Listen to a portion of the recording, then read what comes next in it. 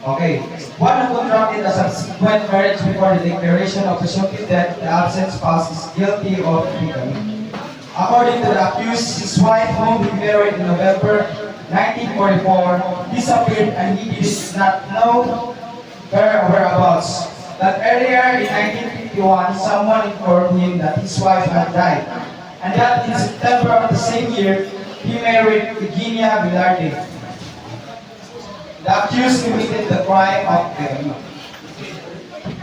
So the accused married someone in November 1944, claimed his wife, after his first wife disappeared, here she died in 1951, and then married another person in September of the same year. However, without proper legal confirmation of the first wife's death or declaration of presumptive death, the second marriage is considered bigamy, as the accused failed to prove the dissolution of the first marriage before marrying again. Okay? Ano yung nakanote din So if a person's spouse has been absent for 4 consecutive years and the present spouse believes they are dead, the present spouse can remarry. In cases where there is a danger of death, an absence of 2 years is enough. However, before remarrying, a court declaration of presumptive death for the absent spouse is required to ensure legal validity.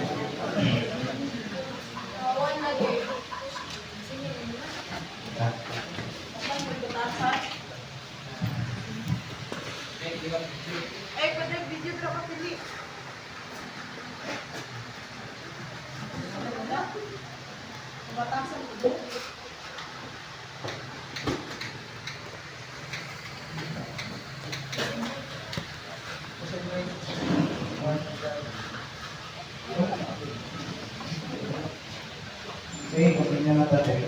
Basama na ako. The second marriage must have all the essential requisites for validity. The second marriage having all the essential requisites would be valid were it not for the subsistence of the first marriage. Article 3 of the Family Code enumerates the 3 formal requisites for valid marriage. A marriage license issued before or the time of marriage is one of them. Okay, if not for the existence of the first marriage, the second marriage would be considered valid as it meets all the necessary requirements. Article 3 of the Family Code lists the 3 essential requirements for a valid marriage, with one of them being the issuance of a marriage license before or at the time of the marriage. This means that for a marriage to be legally recognized, a marriage license must be obtained and presented before or during the marriage ceremony. Yes, that's right.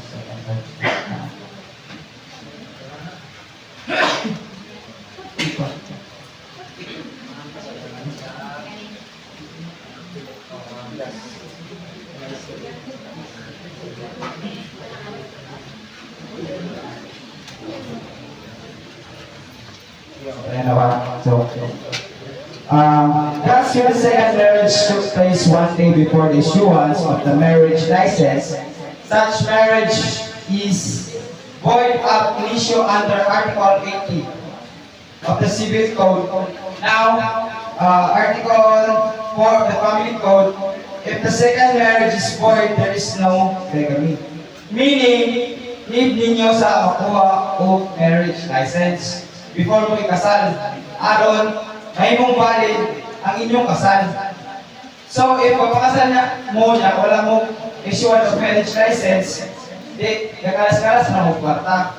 So, ang ayan hindi na lang mo magkasal. Ay, paras-kwarta. Hindi, paras-kwarta.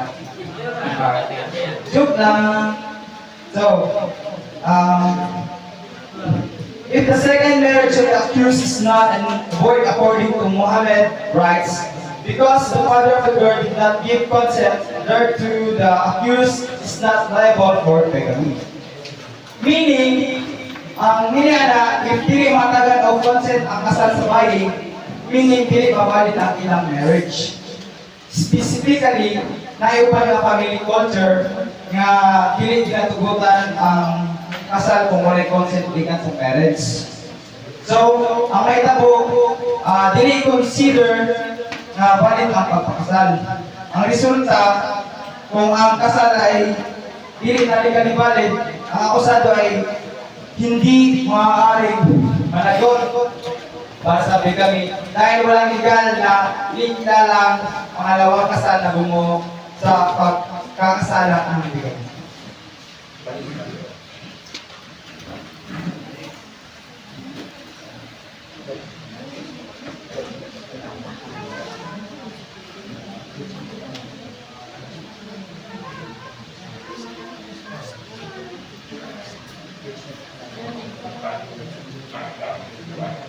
So judgment of annulment precludes verdict of guilt in charge of bigamy. So dito na ta sa panaling sample.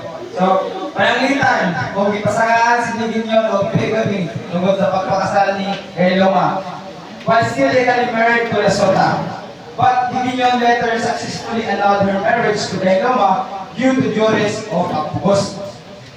The annulment judgment would clear her of the bigamy charge, and decision sa court is to annul the second marriage would serve as a defense in the bigamy case. And Gideon would not be considered guilty of bigamy based on the annulment judgment.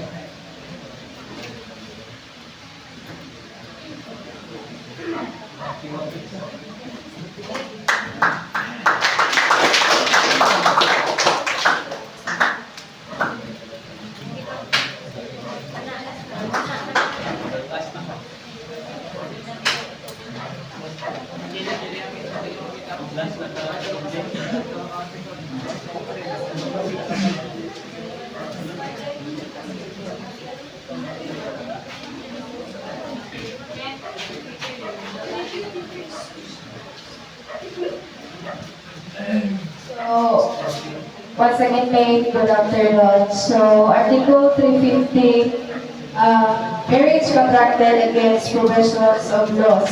The penalty of prison for external is minimum. Maximum period shall be imposed upon any person who, without being included in the provisions of the next preceding article, shall be contract marriage knowing that the requirements of the law have not been complied or with or that the marriage is in disregard of legal impediment. So, example ano niya is a person knowingly marries someone while fully aware that they are already legally married to another person and process with the marriage without resolving the legal impediment. So, di pa sila annul. Then, or fulfilling the legal impediment or fulfilling the necessary requirements. So, they could be charged under Article 350 of the Revised Penal Code. So, elements.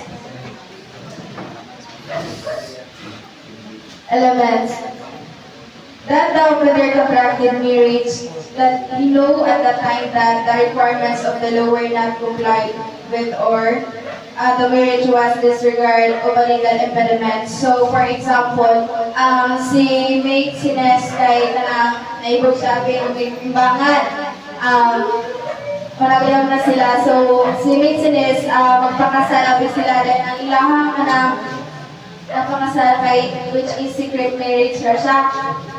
Dayon, ang anang ilahang gikuha mga katong-taong mong kasalabis sa ilaha, wala i-authorize or wala power ng mong kasal sa ilaha. So, makonsider na siya nga under, nayabot sila siya aning Article 350. Then another example po, si itin timangan nabi kay kabalo siya nga underage siya. Dayon naa siya ay kanang uyag nga career dahil makipagkasala ay kanang mupakasala biya ang career na sa ilaha. So, di man yun makasal ang underage pa. So, naingot si itin nga kanang 18 years old na siya para matuloy yung kanyang kasalabi.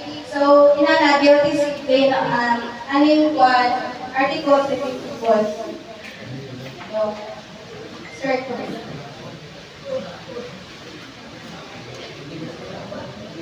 Then, circumstances qualifying the offense.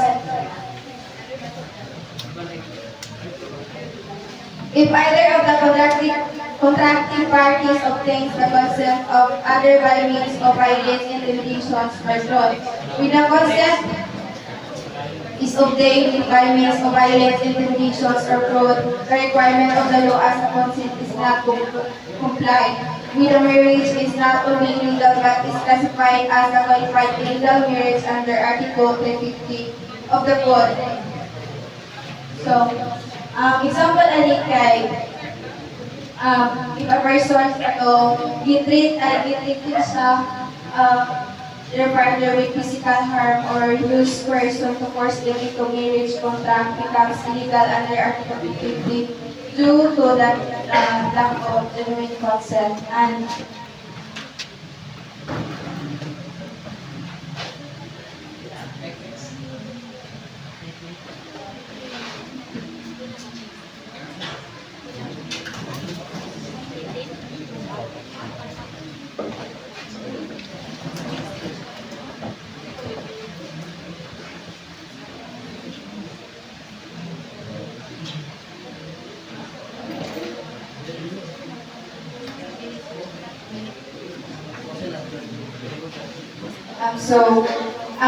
na-illustration today, example, A, who was already married to C, obtained a blank form of marriage contract and having a secured the signature of B on it with a blank B file, classify the same by filling the blanks and making it complete with the signature of the last piece of the local civil rights.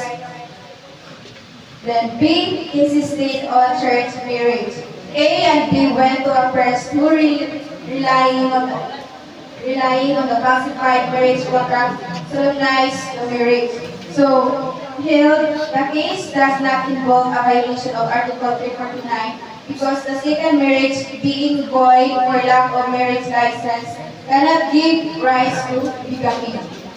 But A is guilty under Article 350 because he constructed marriage knowing that the requirement of the law have not been complied with. He did not have marriage license for the constructed marriage.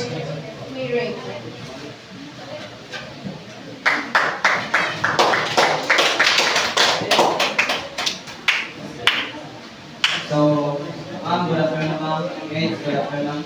The continuation of this concept is first is the consent freely given in the presence of solemnizing officer. So, when we say solemnizing officer, mga isa sa mga authorized person na makakita yung kasal, like for example, pare, o pastor, o mga judge, or mayor, ano siya. Then next is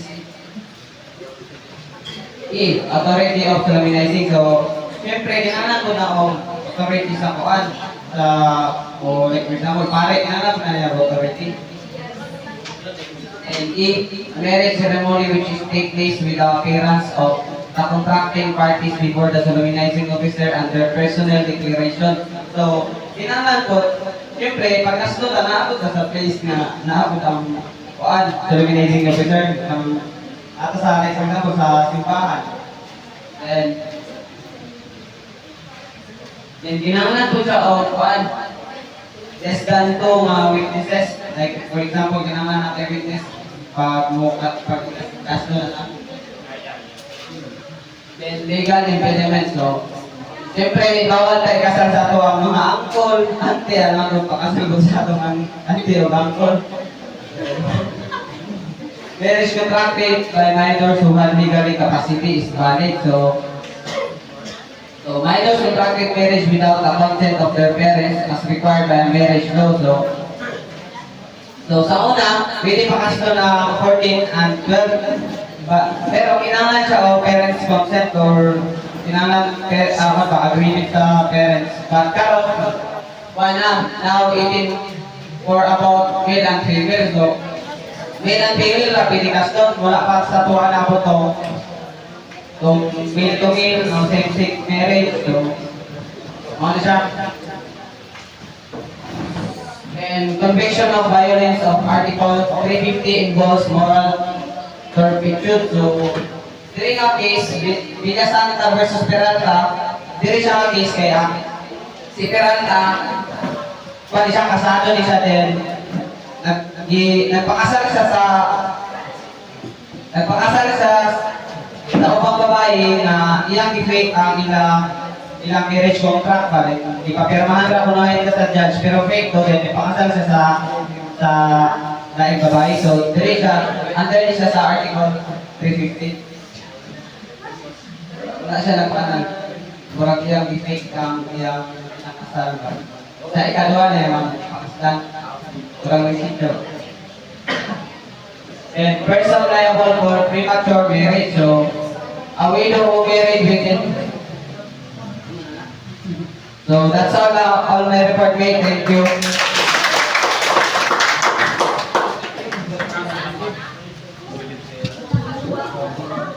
So, once again, I just remember Saliva and then report Article 351, which is the premature marriages. So, premature marriages, any widow who shall marry within 301 days from the death of her husband, or before having delivered, if she shall have been pregnant at the time of his death, shall be punished by arresto mayor and a fine not exceeding 500 pesos.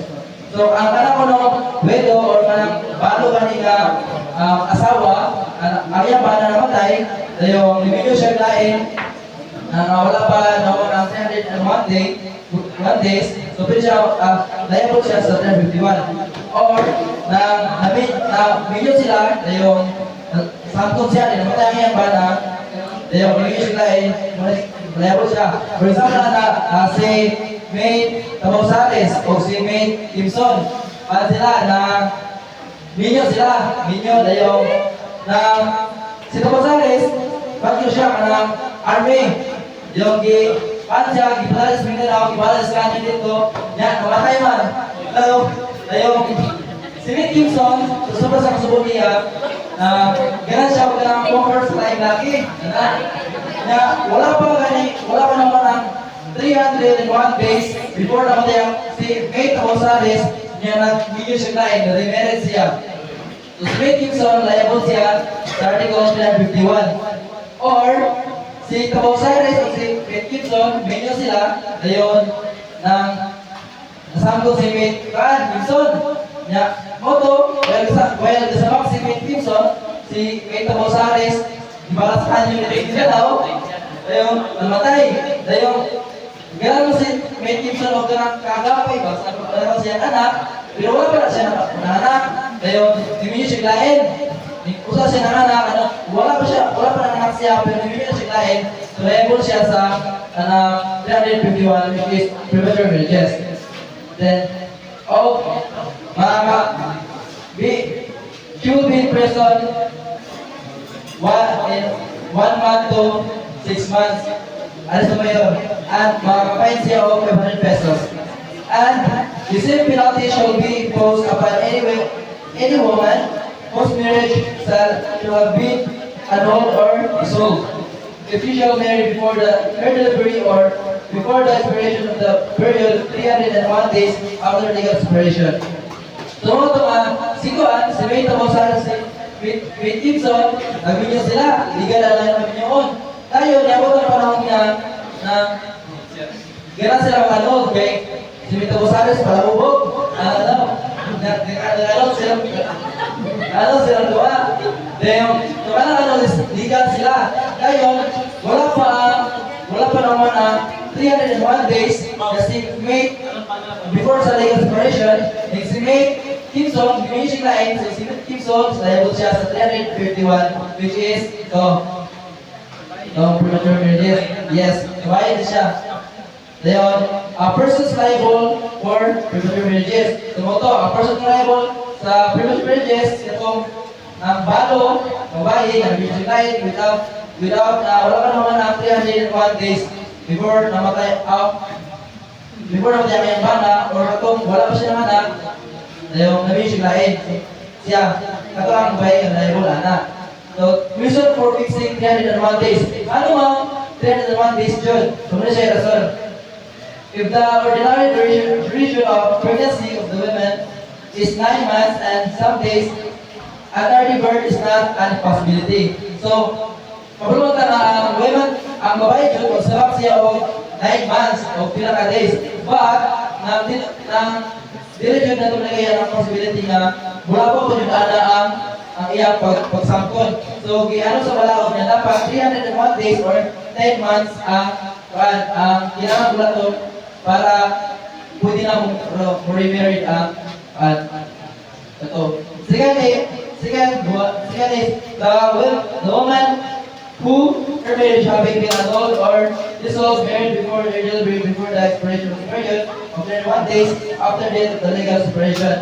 So ato Tumadod na 301 days before siya i-remarried kung sakto siya. Kay para walay confusion sa paternity sa bata.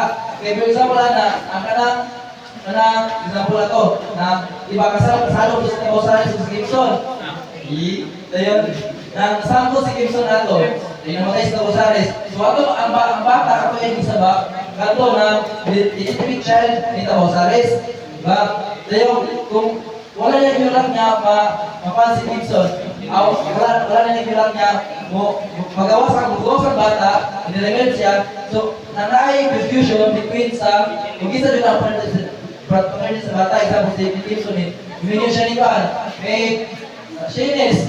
So, minimum sila, kung sa ikaw ng bata. So, ang legitimate siya buto siya mga anak ng shyness. So, mga kaya buto, ginalat mga buto, mga anak sa magawa sa bata para wala yung confusion sa paternity. So, ang ano mula to, ang paternity sa bata is may tabosares.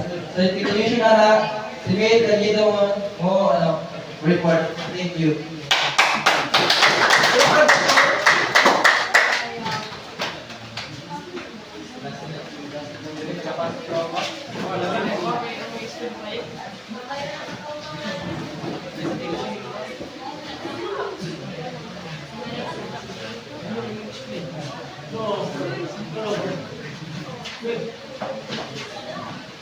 The reason for this provision is intended to prevent confusion in connection with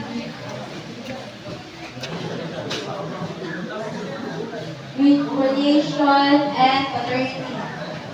Inasmuch as the widow might have conceived and become pregnant by her late husband, U.S. versus July 10, 2305.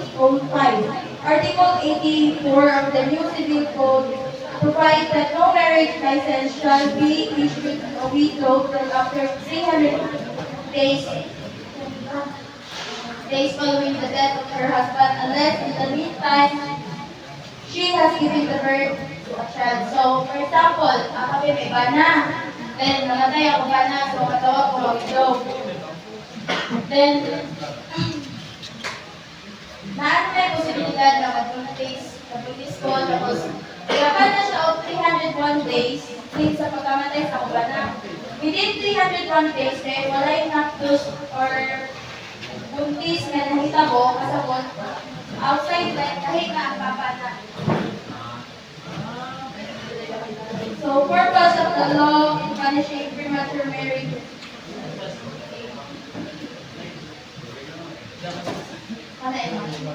The purpose of the law is to prevent doubtful paternity. People versus Rosal, 1909.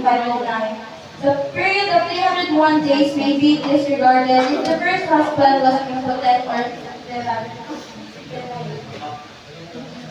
She had cohabited with the first husband for 18 years without even conceiving. The family physician found impotent or sterile, with the belief that the husband was permanently impotent or sterile, and because 5 months after his death, she felt that she was not pregnant. She contracted a second marriage. Is she terminal liable? So, no, because there was lacking on her part that element of malice indispensable to all international families People versus Masinsin, CA 4903. The period of 301 days is important only for cases where the woman is not pregnant. The period of 301 days or 10 months is only for cases where the woman is not or does not know yet that she is pregnant at the time she becomes a widow. If she is pregnant at that time, she becomes a widow and prohibition is good only after her.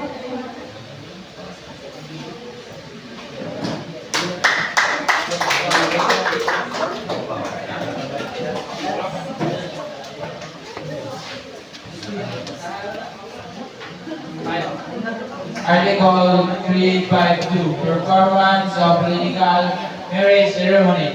Priests or ministers of any religious denomination of sector or civil authorities who shall perform or authorize any legal marriage ceremony shall be punished in accordance with the provision of the marriage law.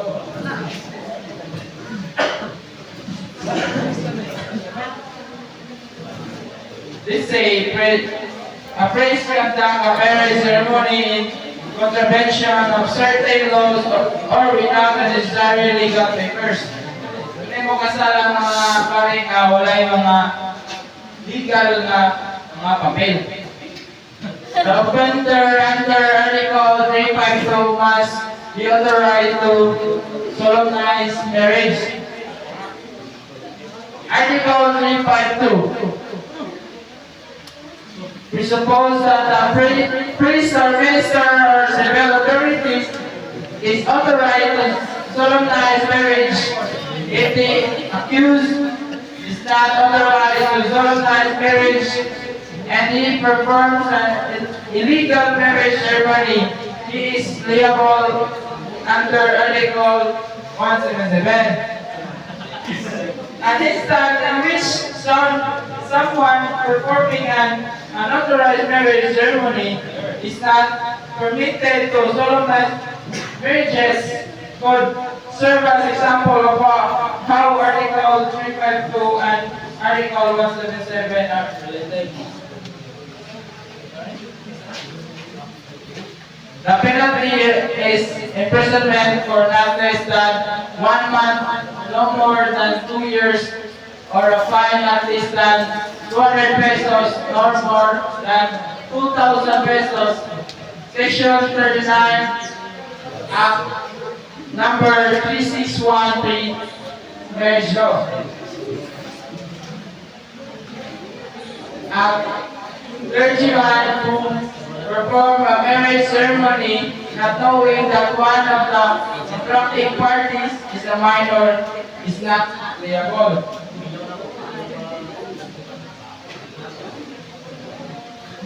Appeal from a judgment convicted the accused of performing a marriage ceremony where one of the contracting parties was under age of consent.